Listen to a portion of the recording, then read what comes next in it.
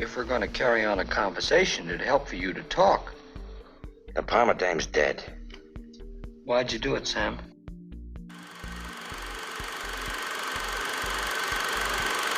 Hello to all the classic people that are returning.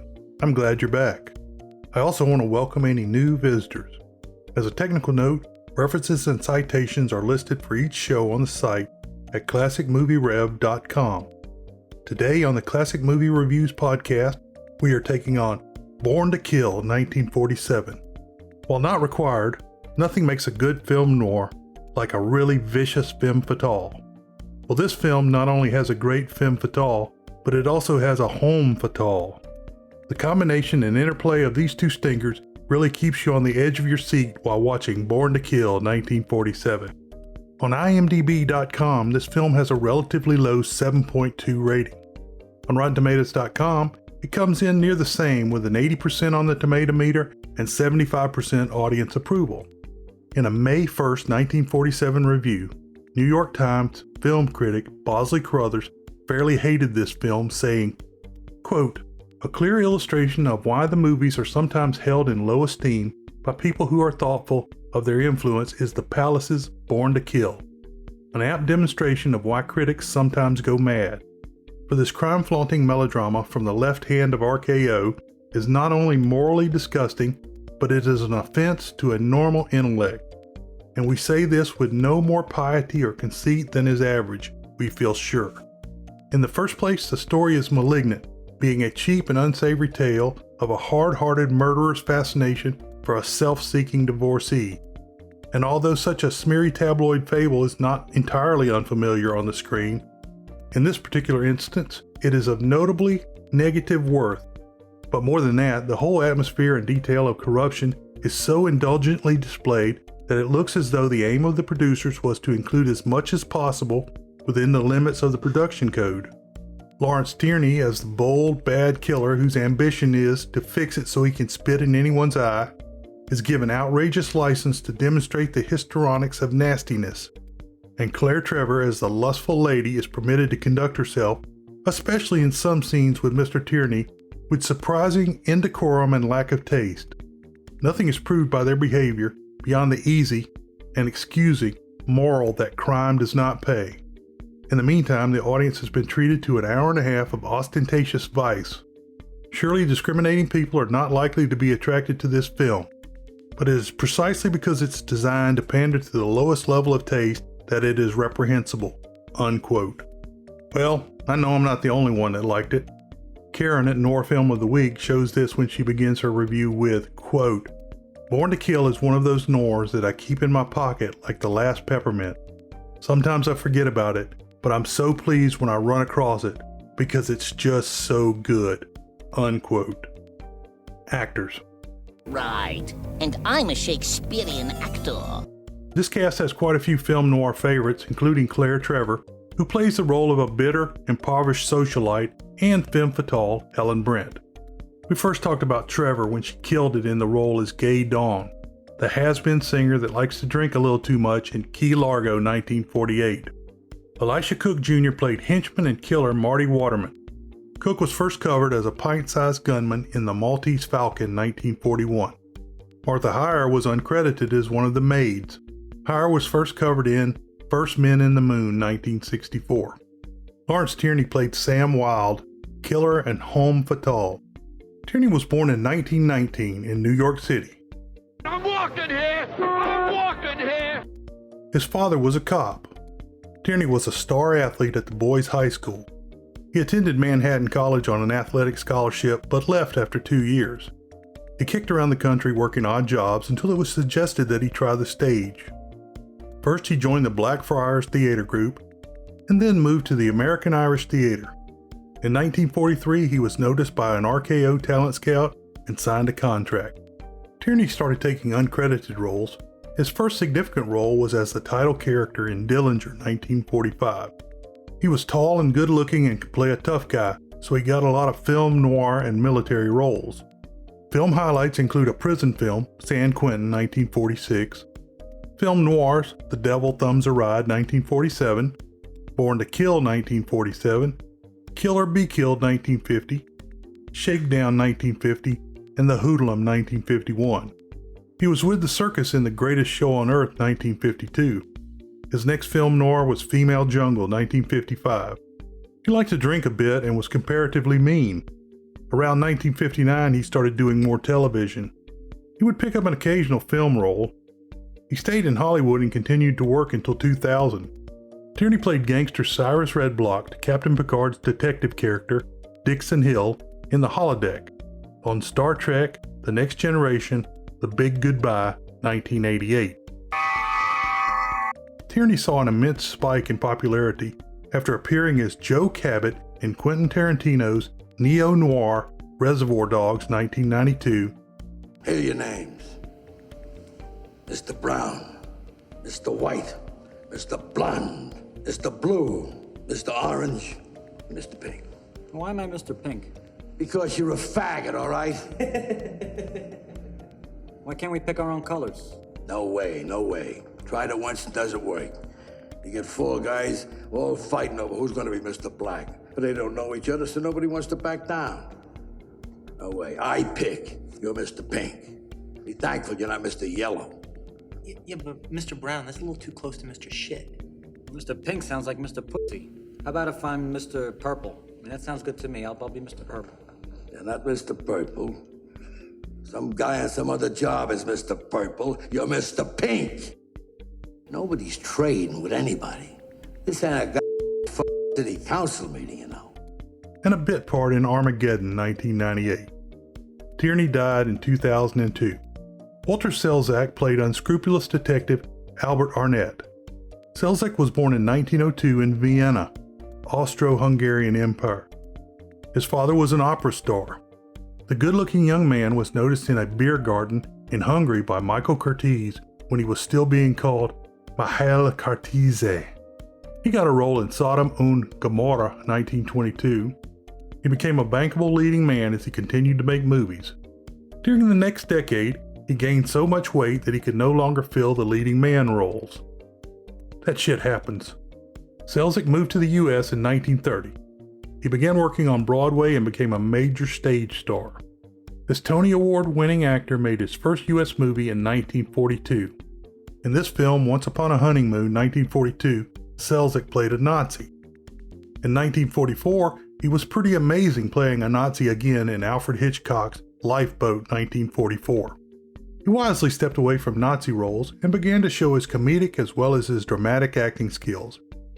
He appeared in The Princess and the Pirate, 1944, Salome Where She Danced, 1945, The Spanish Main, 1945, Film Noir Cornered, 1945, Sinbad the Sailor, 1947, Film Noir Born to Kill, 1947, Riff Raff, 1947, The Pirate, 1948, the hilarious Danny Kaye film The Inspector General, 1949, Abbott and Costello in The Foreign Legion, 1950, and one of my favorites, People Will Talk, 1951, where he played Professor Barker, a man who by nature interrupts.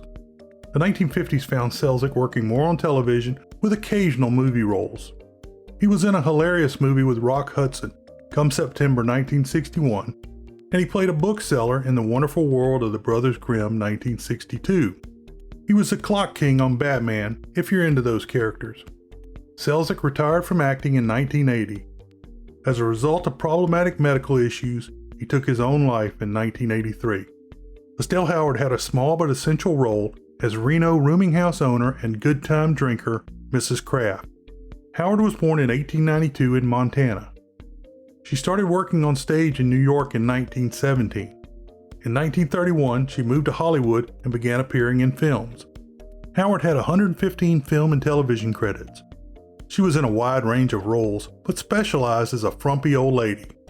Her best roles include Sullivan's Travels, 1941, comedy The Palm Beach Story, 1942, Murder My Sweet, 1944, where Howard played a more savvy and drunker version of the character that she played in today's film, Laurel and Hardy's The Big Noise, 1944, The Great Flamaroonie, 1945, and Born to Kill, 1947. She died in 1965. Tori. Let me explain. No, there is too much. Let me sum up. In Reno, Nevada, Helen Trent, Claire Trevor, and her attorney leave the courthouse. Helen has just received her divorce. She returns to the boarding house where she is staying. Miss Kraft, Estelle Howard, and Laurie Palmer, Isabel Jewell, the Yankee Wilkerson and the white trash slattery are drinking and laughing it up. Laurie, what a one you are, what a one. We'd better be quiet, they'll hear us upstairs. Who cares? I'll laugh as loud as I want in my own house. Laurie has her dog with her. Helen is friendly but aloof as she pays her final bill. Laurie says she has a new boyfriend but is going out with another guy to make him jealous.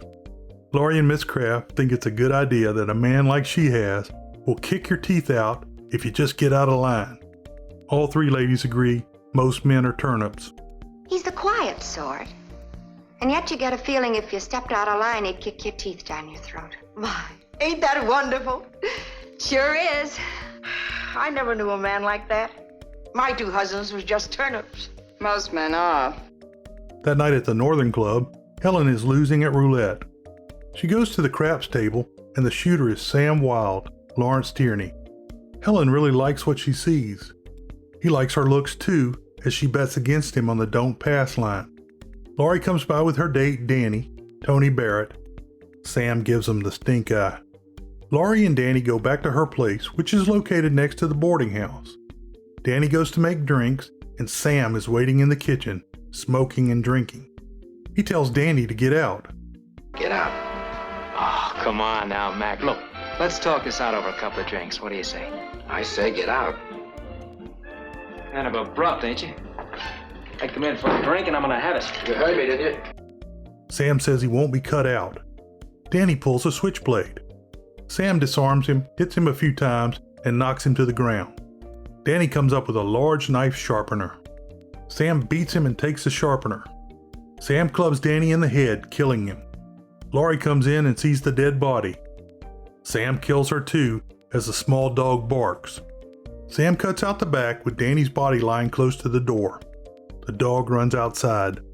Helen comes home to the boarding house and finds the dog outside. When she pulls the dog inside, she sees the two dead bodies. Helen leaves the dog and goes back to the boarding house. She starts to call the police but stops. Instead, she calls and makes her train reservation.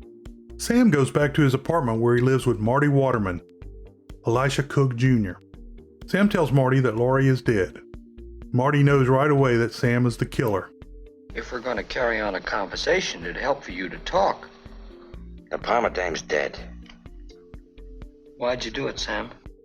Sam has had a mental problem since the last summer. Sam says he takes whatever he wants and no one can stop him. Marty goes into damage control and tells Sam to take a train to San Francisco. He also warns him to stay away from dames. Helen is going to be on the same train and runs into Sam outside. They get on the train together. Sam tells the Pullman porter that they are going to the club car even though it's not open. They talk in the club car and Helen thinks he is not a turnip. Helen mentions Laurie and Sam gets tense. It's not clear how close the pair become. There's no trains going in and out of tunnels or anything like that. In the morning, they ride the ferry. Helen tells Sam to go to the Terrace Hotel so she will be able to contact him later. He is confident to the point of creepiness. Look, if you don't want to see me again, just say so. If I didn't want to, I'd tell you. In a small diner in Reno, Private Detective Albert Arnett, Walter Selznick, is reading a paper. He doesn't have an office and uses the diner's phone for work. Arnett goes to meet his new client, Mrs. Kraft. Mrs. Kraft? Obviously. Who'd you expect? Quite so. It distresses me that we must meet here, but they are redecorating my suite and I simply cannot tolerate the smell of paint. Well, all I hope is you're a good detective. Well, didn't someone refer you to me? No, your name just came first in the classified phone book. Oh, well, I've been in this business some 20 years. Being still alive, the deduction is, I have not starved at my trade. She wants to find the person that killed Laurie. Arnett takes the case on a $500 retainer. Arnett knows that Laurie's house was left to Mrs. Kraft. At a swanky mansion in San Francisco, Helen, her fiancé Fred Grover, Philip Terry, and her half-sister Georgia Staples, Audrey Long, are preparing to go out. Sam shows up out of the blue and intrudes into their party. Helen introduces the gang, including her fiancé. Georgia, being friendly, invites Sam along. As a matter of fact, I'm the, quote, extra woman, unquote. And you'd be saving me from that hideous fate. Georgia reads about the Reno murder, and Helen asks if they know who did it. Helen says she doesn't know about the killing, but slips and says 2 people were killed. Georgia calls her out, and Helen admits discovering the bodies but leaving without reporting them. Helen says she doesn't want to get involved. The 4 people go to a restaurant with a sky view. When Helen and Sam are alone, Sam starts giving her the business about having a fiancé. Sam says he can change her mind about getting married. She tells him she only wants him for a side lover. Georgia finds Helen's ring and asks her why she didn't throw it over a fence or down a drain. Helen says she may need the money, but Georgia replies that she will never need to worry about money. Helen explains that they are half-sisters. She says foster sisters. When Georgia's father died, he left Georgia a successful newspaper and lots of money. Helen has nothing but has always shared everything with Georgia. Sam asks Georgia to dance. Sam verifies that Fred is loaded. He gets right into asking rich Georgia why she's not already married. Georgia is taken in by Sam's forward attitude. That night, Georgia goes to see Helen. Georgia is struck by Sam. Helen fails to warn Georgia away from Sam. Later that night, Marty calls Sam and lets Sam know the investigation is winding down. Sam says he is marrying Georgia. Marty is heading down to San Francisco. Marty arrives in San Francisco and is being trailed by Arnett. Arnett goes to the mansion and finds out from the drivers that Georgia is getting married. He goes to the back door and pretends to be a hobo looking for a meal in exchange for work. How do you do, madam? I thought perhaps you'd have some use for an accomplished dishwasher or a peerless dish dryer. No. Or a garbage disposer, perhaps. You see, madam, I may not show it, but food and I have been strangers since the day before yesterday. One of the ladies lets him in. The uncredited maids are played by Martha Heyer and Ellen Corby. The wedding is taking place in the mansion. After the ceremony, Helen rushes away to drink. Fred finds her and he's worried about her. He knows she is against the wedding. Fred says she could have stopped the marriage. She turns it back on him. When Fred leaves, Sam comes in. Helen and Sam spat back and forth like cats in an alley. She also asks about Marty, Sam's best man. Then Helen breaks down and asks why he stayed away from her. Helen lets out that she hates Georgia for her money, but she loves her and will be Sam's enemy if he hurts Georgia. He kisses her and leaves. A maid comes in and tells Helen that a man in the kitchen is asking a lot of questions about Sam. Helen forces Arnett to identify himself. She wants to know why he's asking questions about Sam. Using the form of a question, Helen tells about Marty coming to visit Sam. Georgia and Sam get ready to leave. Helen kisses him this time. Later, Helen takes Marty to the top of the Mart for a drink. She quizzes him up about Sam. You've known him a long time, haven't you? Yeah, Sam and I lived together 5 years now. How did it happen you didn't come to San Francisco when Sam did? I had some business to take care of it. Wait a minute. Seems to me we're doing a lot of question and answer stuff. Oh, I'm sorry. I didn't mean to pry. Really not. Drink up and let's have another shot. Good. I must warn you, though, liquor makes me nosy. I've been known to ask all sorts of personal questions after 4 cocktails. It's all right. I've been known to tell people to mind their own business. Cold sober, too. Fred is at the mansion when Helen gets back. She has invited Marty to move in with them. Fred wants her to withdraw the invitation. George and Sam show back up a week early from their honeymoon. They are fighting because Sam wants to run the newspaper. He rages on Fred when he comments on him being the head of the newspaper. When Helen agrees, Sam storms out. Later that night, Sam knocks on Helen's door. He finds her in the kitchen. Helen says she was against Sam because Fred was. Sam only wants to be able to make or break people.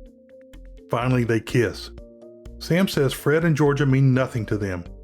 Helen wants to marry Fred for security, and it will keep her from becoming a desperately evil person. Sam says that Georgia told about Helen finding the bodies. Then he lets out some details about the crime scene. Before she can react, Marty arrives to move in. When she is alone, Helen begins to freak out.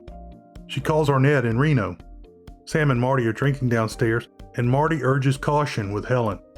The operator rings back and Sam listens in on the other receiver. He tells Marty that Helen called someone in Reno. Sam doesn't know if Helen is for or against him. Marty tries to keep him calm. Helen meets Arnett one night at a park overlooking the Golden Gate Bridge. Arnett says he is almost done investigating Sam. Arnett says Sam is the chief proponent of the murder. Helen offers $5,000. Arnett counters with $15,000. She says $7,000 and he replies $15,000. Arnett asks about her motives and her change of opinion about Sam. Back at the mansion, Helen goes downstairs and Sam calls her out. She says she was seeing Arnett and was trying to protect Sam. Sam doesn't believe her and she storms away. Marty asks for the detective's name. Arnett goes to visit Mrs. Kraft, who is staying at a hotel in San Francisco. Marty tails him. Miss Kraft is drinking beer and playing cards with a bellboy. Deal. Gotta add up. Why? Find out who won. I won. Who says? Don't argue. You won. Arnett comes in and she sends out the bellboy. Arnett says he has seen Marty at Laurie's funeral and outside her house, and he has given him a lead. He gives her a bill for his incidentals. After Arnett leaves, Marty comes up the stairs. He tells Mrs. Kraft he wants to talk to her about Laurie. He asks that $100 be given to him that night after he shows her the information. Marty gives her a map with a location. She is supposed to come in a cab by herself at 11 p.m. Marty goes back to the mansion and warns Helen about the dangers of her affair with Sam. She's not taking the warning, but Sam sees him coming out of Helen's room. Marty verifies with Sam that he should go forward with killing Mrs. Kraft and maybe Arnett as well. At 11 p.m., Mrs. Kraft takes a taxi to a remote beach location. I wouldn't have gotten out there. Marty comes up behind her and tells her they have to walk up into the dunes. Mrs. Kraft has some 10-inch hat pins in her hair. Hi, glamour girl. Hello. Well, now that we're both here, we can be on our way. On our way? We've got a little bit of a walk out there. You don't mind, do you? I sure do mind. I ain't built for gallivanting around the sand. I'll help you if the going gets rough. Marty opens the switchblade to kill her, but she headbutts him and tries to run. Marty trips her and she stabs him in the leg with a hat pin. Suddenly, Sam comes over the hill and grabs Marty. He forces him to the ground while Mrs. Kraft gets away. Sam accuses Marty of fooling around with Helen. He then stabs him. In the morning, Helen is wakened by the maid telling her that Marty has been murdered. The police take the maid, Georgia, Sam, and Helen downstairs for interrogation. Sam says he was playing cards with Helen during the murder and she supports his alibi. Later, Helen chews out Sam. He then accuses her of having an affair with Marty. Why didn't you think what you were doing? I knew what I was doing. And I'll do it again any time I catch anybody making a monkey out of me. What do you mean? I saw Mart coming out of your room. You mean you murdered him for that? Under questions, Sam tells about the attempted murder of Mrs. Kraft.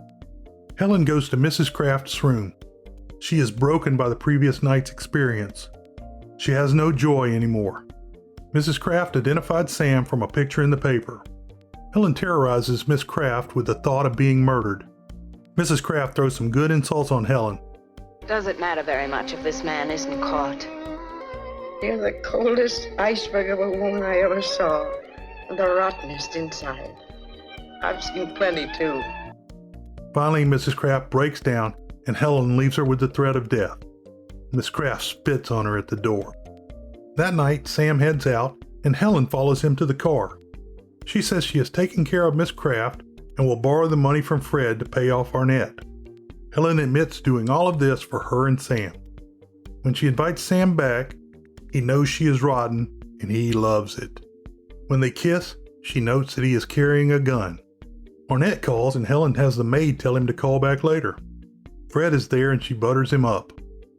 Fred wants to break off the engagement.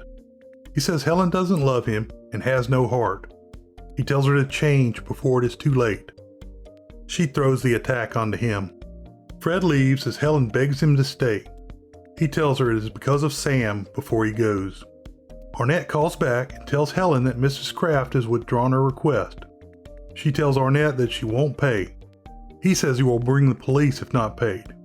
She says that Sam is armed, totally betraying him.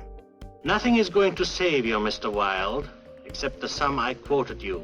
$15,000, not once. You're not going to get it from me, Mr. Arnett. The gentleman in question has cost me much too much already. I hope you realize that I'm not bluffing. The police will be there 1 hour after we conclude this conversation. It can't be too soon to get him out of my life. He'll be back in the house about midnight. And I might warn you, he's armed. Helen goes to see Georgia, and Helen tells her that Fred is gone for good. Helen tells Georgia that Sam is going to be arrested for killing Marty and the 2 people in Reno. Georgia can't believe it, and she only wants to help Sam.